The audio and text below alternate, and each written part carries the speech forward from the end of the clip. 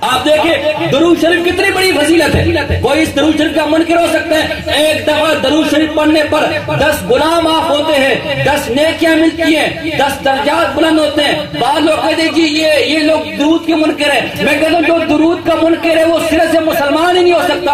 آؤ میں تمہیں لے کر چلتا ہوں. اگر ہم درود کے منکر ہوتے، حکیم الامت مجدد دین و ملت مولانا اشرف علی تھانوی صاحب رحمہ اللہ نے زاد السعید کے نام سے درود کے فضائل پر ایک کتاب لکھی ہے. شیخ الحدیث مولانا زکریا صاحب رحمہ اللہ نے فضائل درود شریف کے نام پر ایک کتاب لکھی ہے.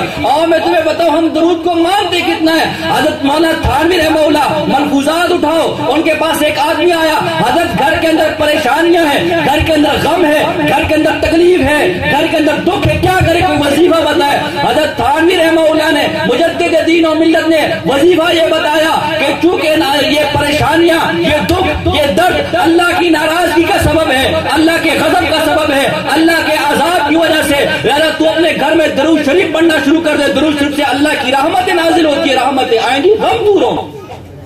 ہم درود کے منکر نہیں. کوئی کہتا نہیں جی آپ جی کھڑے ہو کر درود نہیں پڑھتے. ہم کہتے بھائی نماز بعد بیٹھ کے پڑھتے، جنازے میں کھڑو کے پڑھتے. کھڑونے کے منکر ہے؟ نہیں جی. کہنے لگا جی آپ الصلاۃ والسلام علیکہ یا رسول اللہ نہیں پڑھنا. کون کافر کہتا ہم نہیں پڑھتے؟ جب یہاں ہوتے پڑھتے، فرشتوں کے ذریعے بیچتے، جب حضور کے روزے کے سامنے ہوتے خود پڑھتے. تحفہ ہے نا درود شریف بھائی. ہاں بھائی تحفہ دور سے بیچتے، کسی کے ہاتھ بیچتے نا.